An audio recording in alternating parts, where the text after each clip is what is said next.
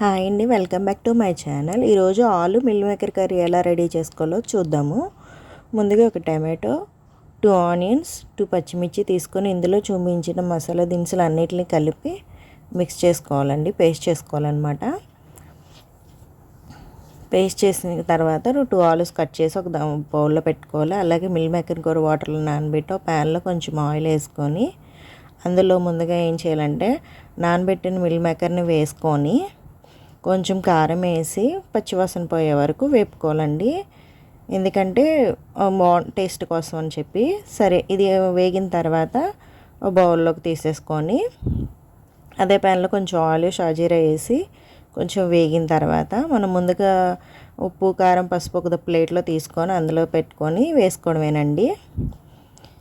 ఇది కొంచెం వేగిన తర్వాత మనం పేస్ట్ చేసుకున్న మిశ్రమం ఉంది కదా, అది కొంచెం వేసేసుకొని అది కూడా ఒక పచ్చివాసన పోయే వరకు వేపుకోవడమే.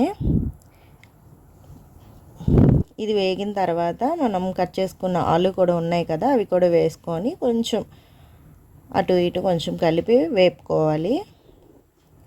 కొంచెం వేగిన తర్వాత ఒక గ్లాస్ ఆఫ్ వాటర్ యాడ్ చేసుకోవాలండి.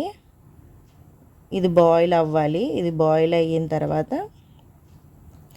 మనం మిల్ మేకర్ యాడ్ చేసుకోవాలన్నమాట. చాలా ఎమ్మీగా ఉంటుందండి. సింపుల్ కర్రీ, మీరు ఎప్పుడైనా ట్రై చేయండి.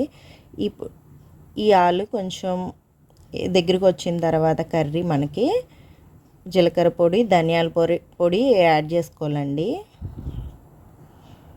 చాలా టేస్టీగా ఉంటుందండి కర్రీ. ఇంకా కొంచెం మూత పెట్టేసి ఇంకొంచెం కర్రీ దగ్గరికి వచ్చిన తర్వాత లాస్ట్లో కొత్తిమీర, కరివేపాకు వేసుకొని డిష్ అవుట్ చేసుకొని చాలా ఎమ్మీగా ఉంటుంది కర్రీ.